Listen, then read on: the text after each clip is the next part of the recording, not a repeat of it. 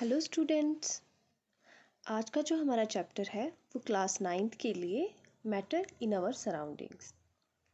Students, ये जो chapter है ये 2 से 3 पार्ट्स में होगा।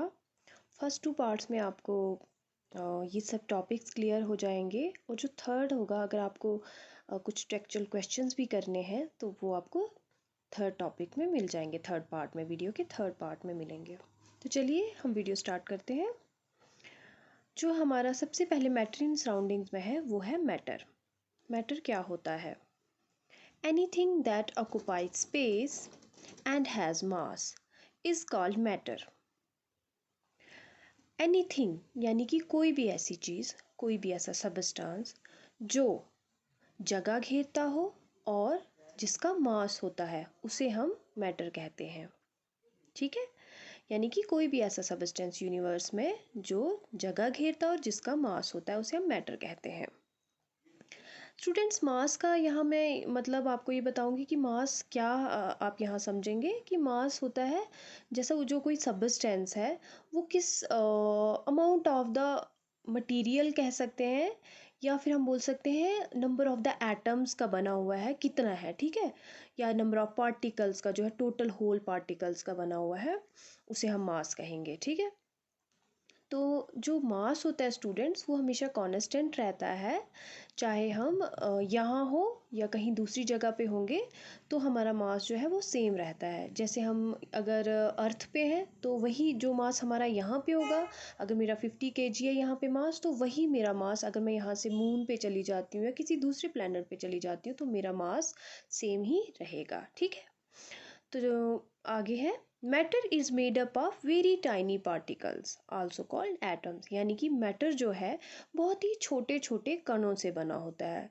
यानी कि छोटे छोटे टुकड़ों से बना होता है। वो इतने छोटे होते हैं कि उन्हें हम अपनी नेक्ड आई से नहीं देख सकते हैं, और इन्हीं छोटे छोटे पार्टिकल्स को हम एटम्स भी कहते हैं। तो स्टूडेंट्स, अब मैटर की कुछ एग्जांपल्स हैं: book, dog, building, air, star, chair, etcetera. यानी कि ये सब क्या है? ये मैटर है। जैसे मैंने बताया बुक, ठीक है, जैसे ये पेपर है, ठीक है, तो ये भी क्या है? ये मैटर है, क्योंकि ये ऑक्युपाई कर रहा है स्पेस और इसमें मास भी। मेरे हाथ में पेन है तो पेन भी एक मैटर है। हमारे घरों में जैसे चेयर है, टेबल है, हम खुद, आप खुद, हम सब क्या है? मैटर है। तो स्टूडेंट्स, आपके दिल में शायद ये क्वेश्चन आ रहा होगा कि क्या मैटर ही यहाँ पे, हमारे यहाँ सब मैटर ही है क्या? कोई ऐसी चीज़ है जो नॉन मैटर है, और हम कैसे पहचानेंगे ये नॉन मैटर है? तो स्टूडेंट्स, यस, बहुत सारी ऐसी चीज़ें हैं जो नॉन मैटर हैं। ठीक है, बहुत सारे हैं जो नॉन मैटर है। तो हम नॉन मैटर, हम उस चीज़ को कहेंगे जो हम होल्ड नहीं कर सकते हो। जैसे मैंने पेन को मैं होल्ड कर सकती हूँ, तो ये क्या है? ये एक मैटर है, क्योंकि मैं इसको होल्ड कर सकती हूँ। ठीक है, और ये जगह भी घेरता है, इसमें मास भी है। लेकिन कुछ ऐसी चीज़ें जिनको हम होल्ड नहीं कर सकते हो, या जिनको हम टेस्ट नहीं कर सकते हैं, ठीक है, टच नहीं कर सकते हैं, तो वो मैटर है। फॉर एग्जाम्पल, जैसे हमारे घरों में टॉर्च होती है, ठीक है, टॉर्च तो मैटर है, लेकिन जब उसकी जो लाइट निकलती है वो मैटर नहीं है। वैसे ही सनलाइट भी मैटर नहीं है। और हमारे पास है हीट, हीट भी मैटर नहीं है। ठीक है, और भी एग्जांपल्स हैं। जैसे कुछ अब्स्ट्रैक्ट थिंग्स की बात करेंगे, जैसे हमारी थिंकिंग, हम सोचते हैं जो, वो क्या है? वो मैटर नहीं है। और हमारी मेमोरीज, ये मैटर नहीं है। लव, ये मैटर नहीं है। ठीक है, तो चलिए स्टूडेंट्स आगे बढ़ते हैं। हमने पढ़ा मैटर जो है पार्टिकल्स का बना होता है, वेरी टाइनी पार्टिकल्स का। तो इसके आगे हम ये देखेंगे अब कैरेक्टरिस्टिक्स ऑफ पार्टिकल्स। ठीक है, हम क्या देखेंगे? इसके कैरेक्टरिस्टिक्स ऑफ पार्टिकल्स। अब जो पार्टिकल्स हैं इनमें क्या खूबियाँ होती हैं, या ये क्या खूबियाँ क्रिएट करते हैं? ठीक है, इनमें क्या होता है, चलिए हम देखते हैं। द पार्टिकल्स ऑफ मैटर, पहला कैरेक्टरिस्टिक है, the particles of matter are constantly moving. जो मैटर के पार्टिकल्स हैं वो कॉन्टीन्यूसली मूव करते हैं। ठीक है, सेकेंड जो कैरेक्टरिस्टिक है, these particles attract each other. जो मैटर पार्टिकल्स होते हैं वो एक दूसरे को खींचते हैं, ठीक है, अपनी तरफ खींचते हैं, अट्रैक्ट करते हैं। तीसरा, these particles are having spaces between them. ये जो पार्टिकल्स होते हैं यानी कि जो आपका मैटर है उसमें जो पार्टिकल्स हैं उन पार्टिकल्स के अंदर क्या होती हैं, जगहें होती हैं, खाली जगहें होती हैं। ठीक, तो स्टूडेंट्स अब चलिए हम कैरेक्टरिस्टिक ऑफ पार्टिकल्स को ब्रीफली पढ़ेंगे। सबसे जो पहला पार्टिकल है हमारा वो है पार्टिकल्स आर कॉन्स्टेंटली मूविंग, यानी कि पार्टिकल्स मूव करते रहते हैं। ठीक है, एक छोटी सी डायग्राम है यहाँ पे आप देख सकते हो। तो ये जो डॉट्स हैं ये रिप्रेजेंट कर रहा है पार्टिकल्स, और ये जो एरोज हैं ये इनका डायरेक्शन ऑफ मोशन दिखा रहा है कि ये कोई इधर जा रहा है, कोई इधर जा रहा है। ठीक है, तो स्टूडेंट्स हम पार्टिकल्स आर कॉन्स्टेंटली मूविंग इसको समझने के लिए एक छोटी सी हम एक्टिविटी करेंगे जो आप अपने घर में भी कर सकते हो। आप एक ग्लास लें, उसमें आप वाटर ले लें। ठीक है, मैंने यहाँ तक वाटर ले लिया है। फिर क्या करें, आप किसी भी कोई इंक ले लीजिए। ठीक है, इंक ले लेंगे आप, कोई भी कलर है तो इंक लेके आप क्या करेंगे, 1 या 2 ड्रॉप्स आप उसमें पानी में डाल दीजिए। उस गिलास को हिलाइए मत। ठीक है, बिना हिलाए उसमें ड्रॉप्स को डाल दीजिए और अब आप उसको ऑब्जर्व कीजिए। कुछ देर के बाद आप देखेंगे कि ये जो इंक है ये धीरे धीरे क्या हो रहा है, देखिए ये धीरे धीरे जो है ये इसमें डिज़ोल्व हो रही है, खुद ब खुद पानी के अंदर जा रही है। और थोड़ी देर के बाद और आप नोटिस करेंगे कि ये सारा जो पानी है ये कलरफुल हो गया, यानी कि इंक के कलर से भर चुका है। ठीक है, ये कलर्ड हो चुका है। तो आपने देखा कि हमने तो हिलाया नहीं इसको, लेकिन फिर भी क्या हुआ कि जो इंक के पार्टिकल्स हैं वो वाटर में मिक्स हो चुके हैं। ठीक है, और वाटर का कलर तब्दील हो चुका है। तो इससे क्या पता चला, इससे पता चला कि देयर इज़ समथिंग। ठीक है, कुछ ऐसा है अंदर, मोशन हो रहा है जिसकी वजह से जो बिना हमारे अपने अपने उसको मूवमेंट के बिना, हमने उसको मूव नहीं किया, हमने उसको हिलाया नहीं, लेकिन फिर भी जो अंदर कुछ ऐसे मूवमेंट हो रहे हैं, मोशन हो रही है कि जो इंक पार्टिकल्स हैं वो उसमें खुद ब खुद डिज़ोल्व हो गए। ठीक है, तो देखिए, particles of matter show continuous random movements due to kinetic energy they possess. ठीक है, they are showing random movements दिखाते हैं। अब ये रैंडम मूवमेंट्स क्यों दिखाते हैं, ड्यू टू काइनेटिक एनर्जी। ये जो पार्टिकल्स ऑफ मैटर हैं, जो पार्टिकल्स हैं, इनमें क्या है, काइनेटिक एनर्जी। और आप जानते हैं काइनेटिक एनर्जी जो है वो क्या रिप्रेजेंट करती है, रिस्पॉन्सिबल होती है मोशन के लिए। ठीक है, तो students as the temperature rises, जैसे जैसे इसका टेम्परेचर, अगर मैं टेम्परेचर राइज करते हैं हम, तो जो पार्टिकल्स होते हैं वो फास्टर मूव करते हैं। ठीक है, जैसे आप देखते हैं हम पानी को बॉयल करने के लिए रखते हैं तो वो जल्दी जल्दी जल्दी बॉयल हो रहा होता है। ठीक है, बिकॉज क्यों पार्टिकल्स क्यों फास्टर मूव करते हैं, क्योंकि काइनेटिक एनर्जी जो है वो ऑल्सो इंक्रीज हो जाती है। ठीक है, जब काइनेटिक एनर्जी इंक्रीज हो जाती है तो मोशन ऑफ पार्टिकल्स भी जो है वो बढ़ जाता है। ठीक है, इसी तरह से हमारा ये प्रोसेस भी हुआ, विदाउट मूवमेंट थोड़ा टाइम लगा लेकिन इंक जो है इसमें डिज़ोल्व हो गया। अगर यही काम हम इसको हीट करके करते, यानी कि मैंने इसको, तो ये थोड़ा फास्ट हो जाता। ठीक है, तो अब यहाँ पे मोशन ऑफ पार्टिकल जो है इज़ मिनिमम होती है सॉलिड्स में, यानी कि सॉलिड्स में मोशन ऑफ पार्टिकल थोड़ा टाइम लगाती है, धीरे धीरे होती है। लिक्विड्स में जल्दी होती है और गैसेस में बहुत ज़्यादा जल्दी होती है। ठीक है, मैक्सिमम। ठीक है स्टूडेंट, तो अब आपका सेकंड है, सेकंड कैरेक्टरिस्टिक है particles of matter having spaces between them.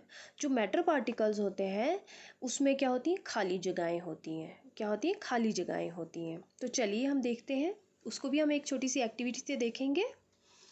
आप एक ग्लास ले लेंगे, उसमें वैसे ही सेम आप वाटर ले लीजिए, लेकिन आप इस वाटर को आप क्या करेंगे, लेवल करेंगे, यानी कि इसको जहाँ तक कि पानी है उसको एक निशान लगा दीजिए कि भाई यहाँ तक पानी है। ठीक है, अब आप क्या कीजिए, शुगर ले लीजिए या सॉल्ट ले लीजिए, तो उसको क्या कीजिए, मैंने 1 या 2 स्पून लेके इसमें डिज़ोल्व कर दिया, अच्छे से आप इसको मिक्स कर देंगे। ठीक है, आप ऑब्जर्व करेंगे, आप फिर उसको कुछ देर के जब आपने डिज़ोल्व कर लिया वो शुगर या सॉल्ट, तो आप फिर वाटर लेवल को मेजर कीजिए।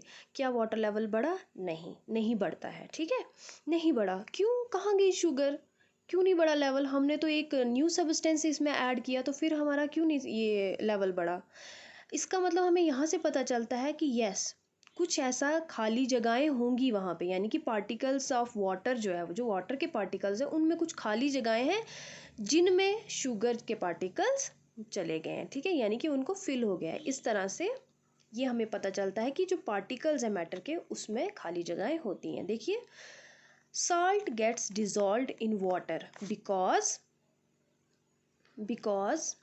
their particles have spaces between them, क्योंकि वाटर पार्टिकल्स में खाली जगहें होती हैं। तो अब यहाँ से हमें अब किस में ज़्यादा होता है, जो space between particles of solid is minimum, space between particles of liquids is more and maximum in gases. सबसे ज़्यादा किस में होता है, गैसेस में होती है, ठीक है। यानी कि स्पेसेस जो होती है पार्टिकल्स के बीच में, जो जगह होती है खाली जगह, या उनके बीच में डिस्टेंस होता है, हम डिस्टेंस बोलेंगे। डिस्टेंस जो होता है वो गैसेस में ज़्यादा होता है, उससे कम लिक्विड में, और सबसे कम जो होता है वो सॉलिड में होता है, ठीक है। तो अब है हमारे पास करेक्टरिस्टिक, ठीक है। थर्ड करेक्टरिस्टिक है पार्टिकल का, particles of matter attract each other. तीसरा क्या है कि ये कहता है कि जो पार्टिकल्स ऑफ मैटर है वो एक दूसरे को खींचते हैं। क्या करते हैं, खींचते हैं। जैसे आपने देखा है हमारे पास मैटर, मैग्नेट है, मैग्नेट आयरन नेल्स को खींचता है अपनी तरफ, ठीक है।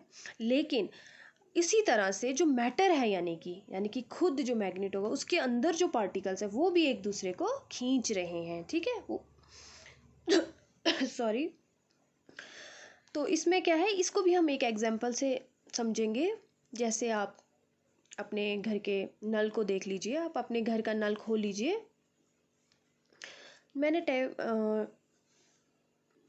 आप अपने घर के नल को देखिए, टेप वाटर है, टेप को आप अपने खोल लीजिए। तो आप क्या कीजिए, बीच में उसके एक, जब ये नल खुलेगा, जो ये पानी यहाँ से आ रहा है उसके बीच में एक रॉड लगा दीजिए, या कुछ भी आप मतलब रखिए, आप पेन रख दीजिए, या कुछ भी स्टिक टाइप की कुछ रख दीजिए, एक बैरियर जैसे मैंने यहाँ पे लगा दिया, ठीक है, मीन्स रख दिया। आप देख रहे हो ऊपर से पानी आ रहा है, ठीक है, एक लाइन में। अब क्या है कि यहाँ पे जहाँ पे मैंने बैरियर लगाया, तो आप देख रहे हो रास्ता ये बदल रहा है अपना, ठीक है, इसने किया चेंज, ठीक है। यहाँ से आ रहा है, दो रास्ते बन गए। लेकिन जैसे ये जहाँ से बैरियर ख़त्म हो रहा है, ये वापस पार्टिकल जो है, वाटर जो है, ये एक ही लाइन में फिर से आ रहा है। देख रहे हैं आप, फिर से ये नीचे एक ही उसमें आ रहा है। तो इसका मतलब क्या है, इसका मतलब है जो पार्टिकल्स हैं ये मैटर के, ठीक है, वाटर पार्टिकल्स हैं, इनके बीच में कुछ ऐसा है, फोर्स है, जो ये एक दूसरे की तरफ खींच रहे हैं और पार्टिकल्स को दोबारा से, वाटर पार्टिकल्स को एक रास्ते में ये फ्लो कर रहे हैं, ठीक है। That means there is something force, ठीक है। तो ये है particles attract each other by force of attraction between them. इसमें क्या है, एक फोर्स ऑफ अट्रैक्शन है इन पार्टिकल्स के बीच में, जो एक दूसरे को खींचते हैं जिस वजह से। Same this force is maximum in solids में बहुत ज़्यादा होती है ये फोर्स। इंटरमीडिएट इन लिक्विड्स में उसके मुकाबले कम होती है, और नेग्लिजिबल इन गैसेस में ना के बराबर होती है ये, ठीक है, ये फोर्स ऑफ अट्रैक्शन। स्टूडेंट्स, अब हम पढ़ेंगे स्टेट्स ऑफ मैटर। जनरली हम 3 स्टेट्स पढ़ते हैं, सॉलिड, लिक्विड और गैस। लेकिन अब 2 और स्टेट्स आई हैं, ठीक है, plasma and boss Einstein condensate, जो हम नेक्स्ट पार्ट में पढ़ेंगे, ठीक है। तो चलिए अब हम स्टार्ट करते हैं स्टेट्स ऑफ मैटर। तो स्टेट्स ऑफ मैटर किन स्टेट्स में पाया जाता है, सबसे पहले सॉलिड है, फिर लिक्विड और गैस। देखिए मैंने छोटी छोटी डायग्राम्स बनाई हैं, जिनसे आपको थोड़ा क्लियर हो जाएगा कि एक्चुअल में जो पार्टिकल का अरेंजमेंट होता है या पार्टिकल्स होते हैं वो किस तरह से होते हैं। तो किस तरह से हमने इनको स्टेट्स में अलग अलग डिफ़ाइन किया गया है, क्लासीफाई किया कि सॉलिड्स हम इन्हें क्यों कहते हैं, लिक्विड हम इन्हें क्यों कहते हैं, और गैस हम इन्हें क्यों कहते हैं, किस बिना पे कहते हैं, ठीक है। तो चलिए हम स्टार्ट करते हैं। पहले हम सॉलिड्स को लेंगे। Particles are closely packed. आप देख रहे हैं पार्टिकल्स बहुत क्लोजली पैक हैं, एक दूसरे के काफ़ी पास हैं। स्टूडेंट सॉरी, मेरे थोड़ी डायग्राम थोड़ी ठीक नहीं है, ये इससे भी ज़्यादा क्लोजली होते हैं, ठीक है। पार्टिकल्स आर क्लोजली पैक्ड होते हैं, यानी कि इनमें ये बहुत एक दूसरे के पास पास है और बहुत ही सीक्वेंस में होते हैं, ठीक है। दूसरा, force of attraction is strong. इनके बीच में फोर्स ऑफ अट्रैक्शन, यानी कि एक दूसरे को के लिए जो खिंचाव होता है, अट्रैक्शन होती है, वो बहुत ज़्यादा होता है, ठीक है, बहुत ज़्यादा होता है। तीसरा पॉइंट है have definite shape and volume. इनकी एक डेफिनिट शेप होती है। एग्जाम्पल के तौर पे घर में हमारा टेबल है, उसकी एक डेफिनिट शेप है, ठीक है, वो चेंज नहीं हो सकती है, ठीक है, उसको हम चेंज नहीं कर सकते हैं, ठीक है। अगर स्क्वायर टाइप का शेप है, उसका ऊपर से है तो मैं वो वैसा ही रहेगा, वो चेंज नहीं करेगा शेप। अगर मैं यहाँ से वहाँ उसको ले जाती हूँ या वट एवर, उसकी शेप वैसी रहेगी। एंड सेम उसके जो वॉल्यूम है वो भी एक डेफिनेट होती है, यानी कि एक डिस्टिंक्ट वॉल्यूम होती है उसकी, कैपेसिटी भी। ठीक है, यानी कि या अगर मैं यहाँ से वहाँ, जैसे मैं एक कमरे से दूसरे कमरे में अपनी टेबल या चेयर को ले जाती, तो उतनी जगह उसमें वहाँ एक कमरे में भी घेरेगी और दूसरे में भी सेम उतनी ही जगह कवर करेगा। ठीक है, तो ये है सॉलिड्स। फोर्थ पॉइंट है इनकम्प्रेसिबल। ये इनकम्प्रेसिबल होते हैं। इनकम्प्रेसिबल मीन्स हम इनको कंप्रेस नहीं कर सकते, दबा नहीं सकते हैं। जैसे आप सेम एग्जांपल वही ले लीजिए, टेबल है, आप टेबल पे हाथ से आप ज़ोर से उसको प्रेस करने की कोशिश कीजिए, क्या टेबल प्रेस होता है? नहीं, बिकॉज ऑफ हार्डनेस। वो इतना ज़्यादा हार्ड होता है, इतना ज़्यादा कॉम्पैक्ट होते हैं, इतने ज़्यादा क्लोजली पैक्ड होते हैं पार्टिकल्स, उनके बीच में इतनी स्ट्रॉन्ग अट्रैक्शन होती है कि वो इनकम्प्रेसिबल होता है। ठीक है, वो कंप्रेस नहीं होते हैं। फिफ्थ है रिजिड, यानी कि कठोर। ठीक है, ये क्या है? कठोर होते हैं। और है हमारे पास सिक्स पॉइंट है डिस्टिंक्ट बाउंड्रीज। ठीक है, सब जो सॉलिड्स होते हैं उनकी एक अपनी डिस्टिंक्ट बाउंड्री होती है। ठीक है, वो जहाँ पे रहते हैं वो उसी जगह पे रहेंगे, उसी एरिया में रहेंगे। वो अपनी बॉडी को या मीन्स अपने जो मटेरियल को फैलाएंगे नहीं दूसरी जगह। ठीक है, इसलिए हम इनको कहते हैं डिस्टिंक्ट बाउंड्रीज होती हैं इनकी। ठीक है, यानी कि जितनी एक जगह इन्होंने कवर की है वो उतनी ही कवर करेंगे, उसके कहीं और नहीं जाएंगे। ठीक है, देखिए स्टूडेंट्स, अब आएंगे हम पार्टिकल्स ऑफ लिक्विड के ऊपर। लिक्विड के बारे में हम पढ़ेंगे कि लिक्विड को हम कैसे डिफाइन करेंगे, कैसे क्लासीफाई करेंगे कि लिक्विड्स हैं।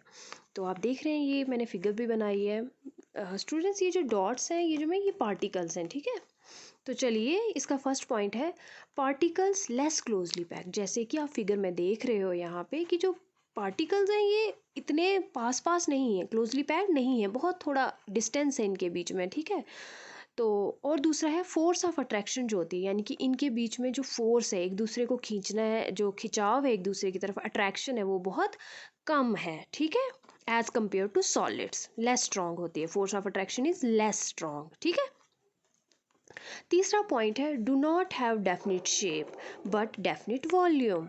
इनकी एक डेफिनिट शेप नहीं होती है। जैसे आपको पता है लिक्विड्स की कोई डेफिनिट शेप नहीं होती है। ठीक है, यानी कि ये उसी चीज़ की शेप लेंगे जिसमें हम डाल देंगे। ठीक है, अगर मैंने गिलास में डाला तो उसके पानी को अगर मैं गिलास में डालती हूँ तो उसको गिलास की शेप आ जाएगी, किसी दूसरे कंटेनर में डाल दूंगी तो उसकी शेप आ जाएगी। ठीक है, लेकिन उनकी जो वॉल्यूम है, कैपेसिटी है, वो जो है वो सेम, वो डेफिनेट होती है, डिस्टिंक्ट होती है। ठीक है, वो कम ज़्यादा नहीं हो सकती है।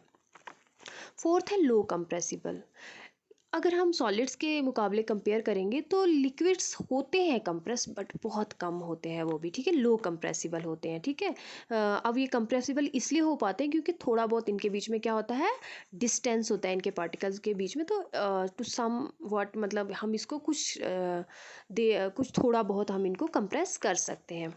ये है फ्लूइडिटी, ये प्रॉपर्टी होती है टू फ्लो। ठीक है, यानी कि लिक्विड्स जो होते हैं वो क्या कर सकते हैं, वो फ्लोई नेचर होती है इनकी, यानी कि वो बहाव दिखाते हैं, तो ये फ्लूइडिटी है। सिक्स्थ है नो डेफिनेट बाउंड्रीज। लिक्विड, जैसे आपको पता होगा, आप कहीं ज़मीन पे किसी, जैसे मैंने नीचे अपने ग्राउंड पे लिक्विड को डाल दिया, एक पानी थोड़ा सा मैं गिरा दूंगी तो वो कहीं भी बह जाएगा, यानी कि उसकी कोई डेफिनेट बाउंड्री नहीं है। चलिए स्टूडेंट्स, अब हम गैस देखेंगे, गैस के बारे में पढ़ेंगे कि गैस को किस तरह से क्लासीफाई किया है। ठीक है, जैसे आप फिगर पे भी देख रहे हैं, ये जो पार्टिकल्स है बहुत काफ़ी दूर दूर है एक दूसरे से। ठीक है, बहुत ज़्यादा काफ़ी दूर दूर है।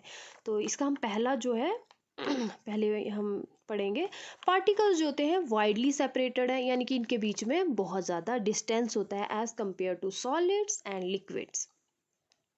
Move at great speed. ये जो पार्टिकल्स होते हैं गैस के, ये बहुत स्पीड से मूव करते हैं। ठीक है, बहुत जल्दी जल्दी, बहुत ज़्यादा इनका जो मोशन होता है वो बहुत ज़्यादा हाई होता है।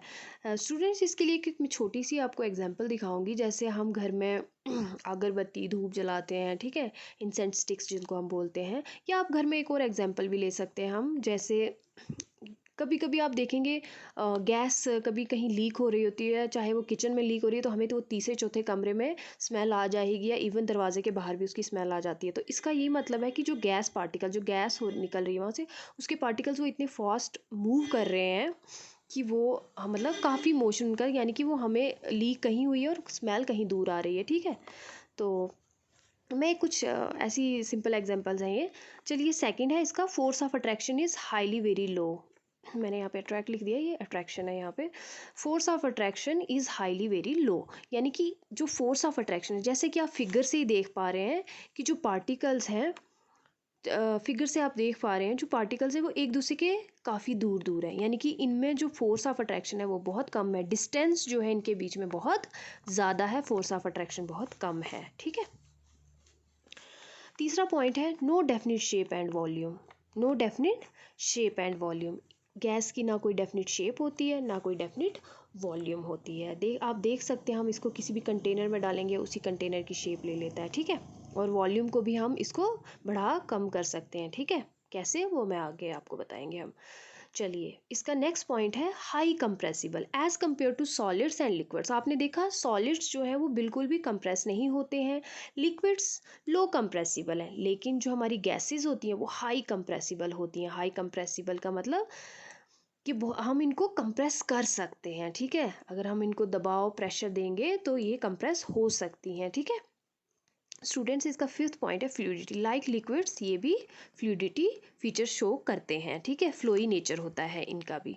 तो अब चलिए, इसका लास्ट पॉइंट है नो डेफिनिट बाउंड्रीज। इसकी भी लाइक लिक्विड्स की तरह गैस की भी कोई भी डेफिनिट बाउंड्री नहीं होती है। ठीक है तो ये थे हमारी स्टेट्स ऑफ मैटर जिनको हमने सिंपल शब्दों में क्लासिफाई किया है। तो चलिए, अब हम नेक्स्ट देखेंगे, जो नेक्स्ट है हमारा वो है हमारा change of state of matter. तो क्या मैटर की स्टेट्स को हम चेंज कर सकते हैं, यानी कि सॉलिड से लिक्विड में और लिक्विड से गैस में, हम क्या इनको तब्दील कर सकते हैं या ये तब्दील होती हैं? तो यस, हाँ होती हैं। कैसे होती हैं? By changing temperature. There are two conditions, first है by changing temperature and second one is by changing pressure. ठीक है, यानी कि अगर हम टेम्परेचर को चेंज कर देते हैं, ठीक है, यानी कि किसी सब्सटेंस के टेम्परेचर को हम हाई या लो कर देते हैं, इंक्रीज या डिक्रीज कर देते हैं, तो उसकी स्टेट को हम चेंज कर सकते हैं। ठीक है, फॉर एग्जाम्पल आइस। ठीक है, हम आइस को क्या करते हैं, हीट करते हैं, यानी कि उसका हीट करने का मतलब है हम किसी सब्सटेंस के टेम्परेचर को हम बढ़ा रहे हैं, इंक्रीज कर रहे हैं। ठीक है, तो जब हम हीट कर रहे हैं, टेम्परेचर बढ़ रहा है, तो हमारी आइस क्या होती है, गर्म जब हम करते हैं आइस को तो क्या बनता है उसका, वाटर। तो आइस क्या थी, सॉलिड स्टेट थी, और वाटर क्या थी, लिक्विड स्टेट। अब इसी वाटर को मैं दोबारा से और ज़्यादा हीट करती हूँ तो हमारे पास क्या आ गया, वेपर्स। वेपर्स क्या है, हमारी गैसियस स्टेट है। तो हमने क्या देखा कि बाई चेंजिंग टेम्परेचर, ठीक है, मैंने टेम्परेचर को चेंज किया, इंक्रीज किया इसके टेम्परेचर को, तो मेरा सॉलिड से लिक्विड, लिक्विड से गैस हुआ।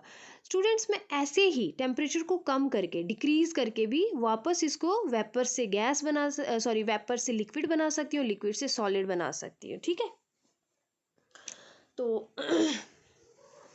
जैसे कि स्टीम, ठीक है, जो वेपर्स यानी कि स्टीम की शक्ल में है जैसे, तो मैंने स्टीम को क्या करूँगी, मैं कलेक्ट कर लूँगी और उसको जब कूल करूँगी मैं, वो क्या हो जाएगा, आप अगर स्टीम को कलेक्ट करेंगे किसी कंटेनर में तो वो क्या हो जाएगी, वापस ठंडी होके पानी बन जाएगा। और उसी पानी को अगर मैं और ज़्यादा लो टेम्परेचर पर डालती हूँ, जैसे कि मैं फ्रिज में डाल देती हूँ, तो वो क्या बन जाएगी, आइस, जो क्या है, सॉलिड फॉर्म है। तो इसी तरह से मैं गैस से लिक्विड और लिक्विड से सॉलिड बना सकती हूँ बाई चेंजिंग टेम्परेचर। तो यहाँ क्या हो गया, स्टेट ऑफ मैटर, यानी कि मैटर जो है, मैटर ने अपनी स्टेट को चेंज किया।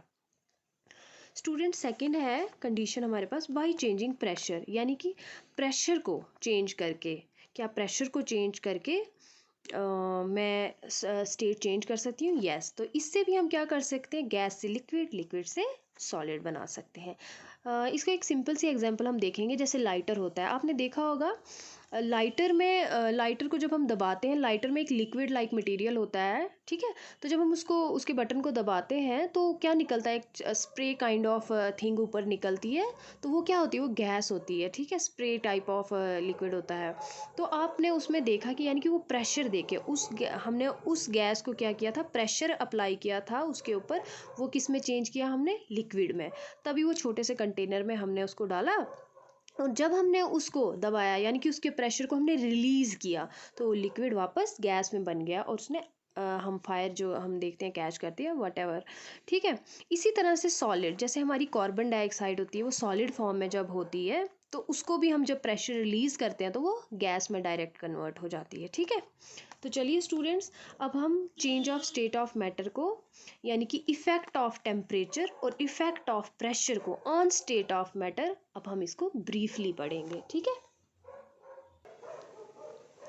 स्टूडेंट्स, अब हम पढ़ेंगे effect of change of temperature on state of matter. क्या असर पड़ता है स्टेट ऑफ मैटर पे, किसी स्टेट पे मैटर की टेम्परेचर का, जब हम उसको चेंज करते हैं। तो देखिए, ऑन इंक्रीजिंग टेम्परेचर, हमने पढ़ा पहले ही कि वो सॉलिड से लिक्विड में चेंज कर सकते हैं हम। अब ये कैसे वर्क करता है? ऑन इंक्रीजिंग टेम्परेचर, जैसे हम टेम्परेचर को बढ़ा देते हैं, the kinetic energy of particles of matter increases. ठीक है, जैसे हमने देखा पार्टिकल्स में क्या होती है, काइनेटिक एनर्जी होती है, यानी कि वो ऑलरेडी थोड़ा बहुत मोशन में होते हैं। ऑन इंक्रीजिंग टेम्परेचर, जैसे हम टेम्परेचर बढ़ा देते हैं तो पार्टिकल्स ऑफ मैटर की काइनेटिक एनर्जी जो है वो भी बढ़ जाती है। ठीक है, and they begin to move with higher energy, और वो क्या कर देते हैं, वो हायर एनर्जी के साथ मोशन करना शुरू कर देते हैं, यानी कि वो जल्दी जल्दी मूव करते हैं। Therefore, the force of attraction between particles reduces and thus gets detached from their position and begin to move freely. यानी कि जब हम टेम्परेचर बढ़ा देते हैं तो काइनेटिक एनर्जी पार्टिकल्स की बढ़ जाती है। जब काइनेटिक एनर्जी बढ़ गई तो जो पार्टिकल्स हैं वो फास्टर मूव करते हैं। फास्टर मूव जब करते हैं, यानी कि तेज़ वो मोशन दे शो करते हैं, मूव करते हैं जल्दी जल्दी, तो उनके बीच में जो फोर्स ऑफ अट्रैक्शन थी, ठीक है, पार्टिकल्स के बीच में जो फोर्स ऑफ अट्रैक्शन थी वो रिड्यूस हो गई, कम हो गई, और वो कम होने की वजह से वो डिटैच हो जाते हैं अपनी पोजीशन से, यानी कि एक दूसरे से वो अलग हो जाते हैं और वो फ्रीली मूव करते हैं। और इसी वजह से as a result the state of matter begins to change. इसी वजह से फिर क्या हो जाता है, इस फेनोमिना की वजह से जो स्टेट है, यानी कि मैटर की, अगर वो सॉलिड में है तो वो लिक्विड में चेंज हो जाता है, लिक्विड में तो गैस में चेंज हो जाता है। ठीक है स्टूडेंट्स, यहाँ लिखा था हमने ऑन इंक्रीजिंग टेम्परेचर, आप इसका वाइस वर्सा भी, यानी कि मैं टेम्परेचर को डिक्रीज करती हूँ तो भी मेरा वाइस वर्सा, यानी कि लिक्विड से वापस सॉलिड बन सकता है। ठीक है, तो अब हम इसमें पढ़ेंगे मेल्टिंग पॉइंट। क्या है पहले? Melting point. The temperature at which a solid melts to form liquid at atmospheric pressure is called its melting point. वो टेम्परेचर जब एक सॉलिड मेल्ट हो जाता है टू फॉर्म लिक्विड, यानी कि एक सबस्टांस जो सॉलिड स्टेट में है वो मेल्ट होके बनाता है लिक्विड स्टेट में चला जाता है एट एटमॉस्फेरिक प्रेशर, उसे हम बोलते हैं मेल्टिंग पॉइंट। क्या बोलते हैं उसका? मेल्टिंग पॉइंट, उस सबस्टांस का उसका मेल्टिंग पॉइंट, यानी कि the temperature at which a solid melts to form liquid. ठीक है, यहाँ पे एटमॉस्फेरिक प्रेशर है, तो एटमॉस्फेरिक प्रेशर को हम आप सिंपल लफ्ज़ों में ये सोचेंगे, एटमॉस्फेरिक प्रेशर होता है वेट बाय एयर। ठीक है, जो जैसे मैं यहाँ बैठी हूँ अभी, अगर तो आप बैठे हो एक नॉर्मल टेम्परेचर में, उसमें जो वेट है एयर का हमारे ऊपर या किसी सबस्टांस के ऊपर, वो प्रेशर। ठीक है, the temperature at which a solid का लिक्विड में मेल्ट होना एट एटमॉस्फेरिक प्रेशर पे इज कॉल्ड इट्स, वो टेम्परेचर जब एक सॉलिड मेल्ट होता है और लिक्विड बनाता है उसे हम मेल्टिंग पॉइंट कहते हैं। ठीक है, उस टेम्परेचर को हम मेल्टिंग पॉइंट कहते हैं। चलिए हम ये एक छोटी सी एक्टिविटी से देखेंगे। तो मैंने आप एक बीकर ले लेंगे, ठीक है, और इसमें हमने क्या ले लिया? आइस क्यूब्स ले लिए, आइस क्यूब्स, और नीचे मैंने एक बर्नर लगा दिया है। अब हम क्या करेंगे, इसमें मैं एक थर्मामीटर लगा दूंगी। थर्मामीटर पहले मैं इसका टेम्परेचर नोट करूंगी, क्योंकि आइस का जो टेम्परेचर है वो क्या है? 0 डिग्री सेल्सियस। ठीक है स्टूडेंट, तो मैंने इसमें थर्मामीटर लगा लिया एक। तो अब मैं क्या करूँगी, नीचे से बर्नर ऑन करूँगी। बर्नर ऑन करने से क्या होगा, हीट ये हो रहा है तो ये धीरे धीरे क्या होगा, बर्फ़ जो है वो पानी में तब्दील होना शुरू हो जाएगी। अब क्या हो, हम देखते हैं कि बर्फ़ जो है आधे से ज़्यादा पिघल चुकी है, आधे से ज़्यादा वो मेल्ट हो चुकी है, लेकिन जो मेरा टेम्परेचर है थर्मामीटर का वो 0 डिग्री सेल्सियस ही है, वो बढ़ नहीं रहा है। हालांकि मैं इसकी मैं हीट को और बढ़ा रही हूँ, तो लेकिन फिर भी अभी आधी बर्फ़ थोड़ी रह गई है, लेकिन फिर भी ये अभी भी 0 डिग्री सेल्सियस है। ठीक है, अभी भी क्या है? 0 डिग्री सेल्सियस है। तो ये जो है इसका टेम्परेचर क्यों नहीं बढ़ रहा है? हमने देखा कि ये मेल्ट हो रही है धीरे धीरे, लेकिन जो टेम्परेचर है वो अभी 0 डिग्री सेल्सियस है, वो बढ़ा नहीं है। तो वो किस वजह से बढ़ा नहीं है? Due to latent heat of fusion. किसकी वजह से? Latent heat of fusion. इसकी वजह से जो है हमारा अभी टेम्परेचर नहीं बढ़ा है। अब ये क्या होता है, the amount of heat required to change 1 kilogram of solid to its liquid state, यानी कि कितनी अमाउंट हमें हीट चाहिए, कितनी अमाउंट ऑफ, कितनी हमें हीट, यानी कि इतनी हीट जो जिससे इतनी हीट चाहिए जिससे 1 किलोग्राम सॉलिड जो था वो लिक्विड स्टेट में चेंज हो जाए, ठीक है, उसको हम बोलते हैं latent heat of fusion. Students, मैं यहाँ पे लेटेंट हीट के बारे में बताऊंगी। लेटेंट हीट हम उसी हीट को कहेंगे जो हमें कोई एक सब्सटेंस को रिक्वायर होती है अपनी स्टेट को चेंज करने के लिए, जैसे सॉलिड से लिक्विड चेंज में कन्वर्ट होने के लिए उसको कितनी हीट चाहिए। इसको लेटेंट इसलिए कहा जाता है बिकॉज ये हिडन होती है। स्टूडेंट्स, मैं कुछ डेफिनेशंस आपको अपने लास्ट जो मेरा इसका पार्ट होगा वीडियो का उसमें मैं डाल दूंगी, तो आप उसको अच्छे से वहाँ से आप समझ सकते हैं। तो देखिए लेटेंट हीट ऑफ फ्यूजन। अब मैं यहाँ बताऊंगी ये जो आइस क्यूब्स थे, ठीक है, हालांकि हमने बताया आधे से ज़्यादा पिघल चुकी थी, लेकिन जो टेम्परेचर है नहीं बढ़ा। अब ये जो हीट है वो कहाँ जा रही है, क्योंकि टेम्परेचर तो हमारा बढ़ ही नहीं रहा है। तो क्या हो रहा है, हीट जो मैंने आपको बताया क्यों नहीं बढ़ रही है, ये जो हीट है, ये जो हमारा बाकी जो आइस है ये एब्जॉर्ब कर रही है। क्या कर रही है, ये एब्जॉर्ब कर रही है इस हीट को, और ये एब्जॉर्ब कर रही है क्यों, अपनी स्टेट को चेंज करने के लिए, यानी कि सॉलिड से लिक्विड में, ये सॉलिड स्टेट से लिक्विड स्टेट में चेंज होने के लिए ये हीट को एब्जॉर्ब कर रही है। इसीलिए ये जो एब्जॉर्प्शन यहाँ हो रहा है, इस वजह से जो हमारा थर्मामीटर का टेम्परेचर है उसका टेम्परेचर हाई नहीं हो रहा है। ये तब तक होगा जब तक इसका लास्ट क्यूब, इवन लास्ट जो हमारी आइस क्यूब बचा होगा वो तब जब तक पूरा ना पिघल जाए तब तक हमारा टेम्परेचर 0 डिग्री सेल्सियस ही रहेगा। तो इसी को हम बोलते हैं लेटेंट हीट ऑफ फ्यूजन और मेल्टिंग पॉइंट। होपफुली आपको ये समझ आएगा स्टूडेंट। चलिए हम इसका नेक्स्ट देखते हैं, बॉइलिंग पॉइंट। ठीक है, अब हम क्या पढ़ेंगे, बॉइलिंग पॉइंट। बॉइलिंग पॉइंट क्या होता है, the temperature at which a liquid boils to form vapours at atmospheric pressure. The temperature at which a liquid boils to form vapours at atmospheric pressure called its boiling point. वो temperature जिस वक्त एक liquid boil होता है to form vapours, यानी कि liquid अपनी state से दूसरी स्टेट यानी कि वेपर स्टेट में चेंज हो जाता है एट एटमॉस्फेरिक प्रेशर, उसको हम बॉइलिंग पॉइंट कहते हैं। ठीक है, तो इसको भी हम एक छोटी सी एक्टिविटी से समझते हैं। देखिए, सेम एक आप बीकर लेंगे, बीकर में अब यहाँ पे मैंने पानी लिया है, ठीक है, ऊपर हमने आइस ली थी, अब यहाँ पे हम पानी, क्योंकि हम पढ़ रहे हैं बॉइलिंग पॉइंट जिसमें टेम्परेचर लिक्विड से वेपर में हमें चेंज करना है। ठीक है, तो हम क्या करते हैं, बीकर लेते हैं, सेम वैसे हमने बर्नर ले लिया है और बर्नर को हम ऑन कर देंगे और इसके अंदर एक थर्मामीटर लगा देंगे। अब मैंने बर्नर ऑन कर दिया है, अब देखेंगे धीरे धीरे पानी बॉयल हो रहा है, तो उसका टेम्परेचर जो है थर्मामीटर का 100 डिग्री सेल्सियस हो रहा है, यानी कि बॉइलिंग पॉइंट जो होता है वाटर का वो 100 डिग्री सेल्सियस आ गया है।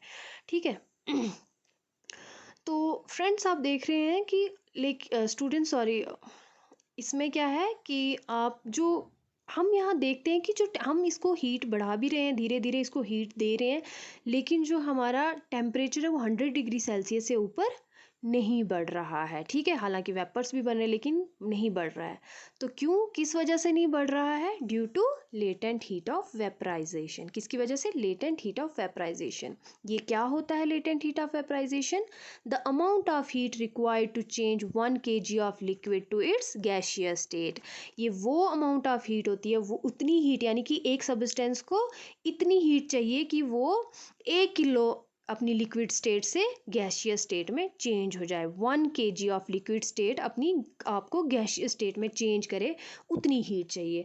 तो सेम यहाँ पे यही हो रहा है कि ये जो वाटर है, वाटर जो है वाटर क्या कर रहा है, हीट तो इसको मिल रही है लेकिन टेम्परेचर जो है हमारा 100 डिग्री सेल्सियस से ऊपर नहीं जा रहा है। क्यों नहीं जा रहा है, तो ये हीट कहाँ जा रही है, ये हमारा पानी तो बॉयल भी हो रहा है लेकिन ये जो हीट है, ये जो वाटर पार्टिकल्स हैं इसमें वो ले रहे हैं, वो क्या कर रहे हैं, वो एब्जॉर्ब कर रहे हैं इससे। ठीक है, वो एब्जॉर्ब कर रहे हैं अपनी स्टेट को चेंज करने में इनटू वेपर्स, और ये तब तक इसका टेम्परेचर ऊपर नहीं होगा जब तक हमारा लास्ट ड्रॉप ऑफ वाटर जो होगा वो पूरा वेपर स्टेट में ना चला जाए। ठीक है स्टूडेंट्स, तो आपको ये समझ आ गया होगा। तो चलिए स्टूडेंट्स, अब हम पढ़ेंगे इसका थर्ड, सब्लिमेशन। ठीक है, the change of solid directly into vapour on heating and change of vapour into solid on cooling without passing through the liquid state called sublimation. ठीक है, मैं इसको सिंपल वर्ड में आपको समझाऊंगी। सॉलिड का गैस में तब्दील होना यानी कि वेपर्स में तब्दील होना, और वापस ऑन हीटिंग, लेकिन जब हम इसको गर्म करेंगे, ठीक है, और ऑन कूलिंग वापस गैस का सॉलिड में तब्दील होना, इसको हम बोलते हैं सब्लिमेशन। यानी कि इसमें आपने देखा बीच में कोई भी लिक्विड स्टेट नहीं आ रही है, ये सॉलिड से डायरेक्टली गैस और गैस से डायरेक्टली सॉलिड में चेंज हो रहे हैं, ठीक है। तो इसी फेनोमेना को हम क्या बोलते हैं, सब्लिमेशन बोलते हैं। क्या बोलते हैं हम इसको, सब्लिमेशन बोलते हैं। इसके लिए हम एक छोटा सा मैं आपको एग्जांपल दिखाऊंगी। वैसे तो यहाँ मैं आपको पहले घर की कॉमन एग्जांपल बताती हूँ। नेप्थलीन बॉल्स, जैसे स्टूडेंट्स आपको पता होगा नेप्थलीन बॉल्स के बारे में। हम कपड़ों में रखते हैं, ठीक है, उनको आप देखेंगे आप अपने घरों में भी, तो हम अपने ट्रंक वगैरह या उसमें कपड़ों के बीच में हम ये छोटे छोटे वाइट कलर के बॉल्स होते हैं, ठीक है। आप देखते हैं कि हम उनको काफ़ी, अगर आप 1-2 महीने के बाद चेक करोगे तो वो बॉल्स क्या होंगे, वो गायब हो जाते हैं वहाँ से। वो कहाँ गए, ना तो वहाँ पानी निकला ना कुछ। तो ये क्या होते हैं, ये सब्लिमेशन शो करते हैं, यानी कि एक ऐसा ये जो बॉल्स होते हैं डायरेक्टली गैस में चेंज हो जाते हैं। इसी तरह से कैम्फर है। कैम्फर हम वर्शिप वगैरह के टाइम हम जैसे दिए जलाते हैं, उसकी जगह हम कैम्फर जलाते हैं, उन सब वहाँ पे ये वर्शिप वगैरह में यूज़ होता है, आप देखेंगे।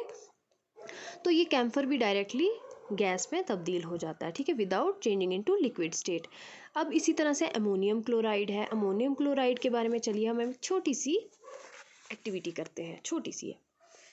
हम क्या करेंगे, एक चाइना डिश ले लेते हैं, ठीक है। चाइना डिश में हमने क्या कर दिया, ये अमोनियम क्लोराइड रखा है, ठीक है, अमोनियम क्लोराइड रखा है। अब मैंने क्या किया, ऊपर से एक फनल से इसको कवर कर दिया। इस अमोनियम क्लोराइड को मैंने एक फनल से कवर कर दिया, और आप देखेंगे इसकी जो ओपनिंग थी यहाँ पे, मैंने इसको क्या करना है, आपने इसको किसी भी कपड़े या रुई से आप इसको रुई के साथ इसको आप बंद कर देंगे, ताकि हमारे जो वेपर्स बनेंगे जब, तो वो बाहर ना निकले, ठीक है। तो अब मैंने बर्नर ऑन कर दिया, तो आप क्या देखेंगे, धीरे धीरे जो अमोनियम क्लोराइड है बिना लिक्विड फॉर्म में, यानी कि तब्दील होने के बावजूद होने के बजाय ये किस में चला जाएगा, ये वाटर। आप देखेंगे यहाँ छोटे छोटे स्टीम आपको दिखेगी, वेपर्स दिखेंगे, ठीक है। ऑन हीटिंग पे ये क्या हो गया, वेपर्स में तब्दील हो गया। अब यही वेपर्स, फिर मैं ये गैस यहाँ से बर्नर मैंने बंद कर दिया। आप देखेंगे थोड़ी देर के बाद जब ये कूल, यानी कि कूलिंग वॉल के साथ जब टच होंगे, ये थोड़ी देर का कूल होने के बाद ये खुद ही वेपर्स आप देखेंगे इस वॉल के पास क्या बन गया होगा, सॉलिड मटेरियल बन गया होगा। यही जो है ये सॉलिड फॉर्म में तब्दील हो जाएगा। तो ये है, यानी कि अमोनियम क्लोराइड जो है पहले हीट के बाद, पहले क्या हुआ, ऑन हीटिंग पे सॉलिड से डायरेक्टली वेपर में हुआ, और जब ही इसको मैंने कूल किया, ठीक है, तो ये वेपर से डायरेक्टली सॉलिड में तब्दील हो गए। तो ये हमारा प्रोसेस शो करता है सब्लिमेशन। इसी को हम सब्लिमेशन कहते हैं, सॉलिड से गैस बनना ऑन हीटिंग, एंड गैस से सॉलिड बनना on cooling without going into liquid state, ठीक है। तो इसे हम सब्लिमेशन कहते हैं। स्टूडेंट्स अभी तक हमने पढ़ा इफेक्ट ऑफ टेम्परेचर का, ठीक है, चेंज ऑफ टेम्परेचर का ऑन स्टेट ऑफ मैटर। अब हम पढ़ेंगे effect of change of pressure on state of matter. यहाँ पे है, by applying pressure we can bring the particles of matter close to each other, there by increasing the force of attraction between the among the particles. तो ये pressure किस तरह से, by applying pressure कैसे काम होता है। हम क्या करते हैं, जब हम प्रेशर अप्लाई करते हैं किसी चीज़ पे, यानी कि जैसे आपने पढ़ा जो गैस के पार्टिकल्स होते हैं वो काफ़ी दूर दूर होते हैं, उनके बीच में काफ़ी डिस्टेंस होता है, ठीक है, तो उन पे फोर्स ऑफ अट्रैक्शन भी कम होती है। तो जब हम प्रेशर अप्लाई करते हैं तो वो जो पार्टिकल्स होते हैं वो एक दूसरे के नज़दीक आ जाते हैं, हम उनको प्रेशर से उनके एक दूसरे के पास लाते हैं, और जब पास लाते हैं तो उनमें फोर्स ऑफ अट्रैक्शन भी थोड़ी बढ़ जाती है, ठीक है। इसलिए thus when we compress a gas in a cylinder, जब हम कंप्रेस करते हैं किसी सिलेंडर में गैस को, तो the distance between particles of gas is reduced और फाइनली गैस इज लिक्विफाइड। और इसीलिए गैस जो है किस में टर्न हो जाती है, लिक्विड में टर्न हो जाती है। इसकी एक एग्जांपल सिंपल है स्टूडेंट्स, एलपीजी जो हम अपने घरों में यूज़ करते हैं वो गैशियस फॉर्म में होती है, लेकिन हम क्या करते हैं, उसको कंप्रेस किया जाता है सिलेंडर्स में, उनको कंप्रेस करके हम उसको पार्टिकल्स को का जो डिस्टेंस है वो कम किया जाता है, रिड्यूस किया जाता है, और वो फाइनली किस में तब्दील हो जाती है, लिक्विड में, जो हम घरों में as a liquefied petroleum gas use करते हैं। तो आप यहाँ थोड़ी सी डायग्राम के थ्रू भी आप देख सकते हैं कि कैसे हम प्रेशर अप्लाई करते हैं। जैसे ये मैंने एक सिलेंड्रिकल आप स्ट्रक्चर्स मैंने बनाए हैं, ठीक है, और इसमें मैंने क्या है, ये गैस पार्टिकल्स हैं, ठीक है, ये क्या है, गैस पार्टिकल। जैसे आप दिख रहे हैं गैस पार्टिकल्स काफ़ी दूर हैं, इनके बीच में काफ़ी डिस्टेंस है, ठीक है। तो इस शक्ल में मैंने क्या किया, जब इसके ऊपर प्रेशर अप्लाई किया, ठीक है, जब मैंने इसको प्रेशर दिया तो मेरे गैस पार्टिकल्स क्या हो गए, एक दूसरे के ज़्यादा पास आ गए। क्या हो गया, एक दूसरे के ज़्यादा पास आ गए, इनके बीच में जो डिस्टेंस है वो कम हो गया और ये किस में कन्वर्ट हो गए, लिक्विड फॉर्म में। उसी तरह से मैंने इसके ऊपर और प्रेशर डाला, आप देख रहे हैं मैंने और प्रेशर डाला इसके ऊपर, तो ये जो लिक्विड पार्टिकल्स थे और ज़्यादा पास आ गए और ये सॉलिड फॉर्म में चेंज हो गए, ठीक है। तो यानी कि हम प्रेशर को जब हम अप्लाई करते हैं तो हम गैस से लिक्विड, लिक्विड से सॉलिड बनाते हैं। स्टूडेंट्स, इसकी एक छोटी सी और एग्जांपल है, जैसे ऑक्सीजन होती है, ठीक है, ऑक्सीजन ऐसे गैशियस फॉर्म में होती है, लेकिन आप देखेंगे ऑक्सीजन को क्या किया जाता है, इन सिलेंडर्स में भर के इनको कंप्रेस किया जाता है, इसको कंप्रेस किया जाता है, इसमें जो पार्टिकल्स हैं उनका डिस्टेंस कम कर दिया जाता है और वो फिर किस में कन्वर्ट की जाती है, लिक्विड फॉर्म में। और यही ऑक्सीजन गैस जो होती है सिलेंडर्स में भर के फिर हॉस्पिटल्स जैसे होती है वहाँ यूज़ की जाती है, ठीक है, वो लिक्विड फॉर्म में होती है। इसी तरह से स्टूडेंट सॉलिड है, ठीक है, हमारी सॉलिड होती है, जैसे कार्बन डाइऑक्साइड होती है सॉलिड फॉर्म में जो होती है कार्बन डाइऑक्साइड, ठीक है। तो हम इसमें क्या करते हैं, फ़र्ज़ कीजिए अगर हमारे पास सॉलिड कार्बन डाइऑक्साइड है तो इसको हमने क्या किया, प्रेशर इसका रिलीज़ किया थोड़ा, ठीक है, मैंने इसके प्रेशर को कम किया, ठीक है, इसके प्रेशर को मैंने हटा दिया, इसके ऊपर ज़्यादा प्रेशर था, ये सॉलिड फॉर्म में थी, मैंने इसको कम किया तो ये डायरेक्टली सॉलिड से क्या चेंज हो गई, गैस में तब्दील हो जाती है। ये जो कार्बन डाइऑक्साइड है, इसी सॉलिड कार्बन डाइऑक्साइड को हम क्या बोलते हैं स्टूडेंट्स, इसको हम ड्राई आइस बोलते हैं। क्या बोलते हैं, ड्राई आइस, क्योंकि ये सॉलिड फॉर्म में होती है, ठीक है। तो देखिए यहाँ पे मैंने इसका थोड़ा सा लिखा है, सॉलिड कार्बन डाइऑक्साइड जो होती है वो gets directly converted into gaseous states on decrease of pressure, यानी कि प्रेशर को मैंने कम कर दिया to 1 atmospheric without coming into liquid state. Carbon dioxide जो होती है विदाउट चेंज, ये लिक्विड स्टेट में नहीं चेंज होती है और ये डायरेक्ट ही गैशियस स्टेट में आ जाती है, ठीक है। तो हम ड्राई आइस किसे कहते हैं, क्यों कहते हैं, ये स्टूडेंट्स कुछ मेन क्वेश्चन है जो आपको पार्ट 2 में मिलेंगे। तो ये था मेरा पार्ट 1 स्टूडेंट्स।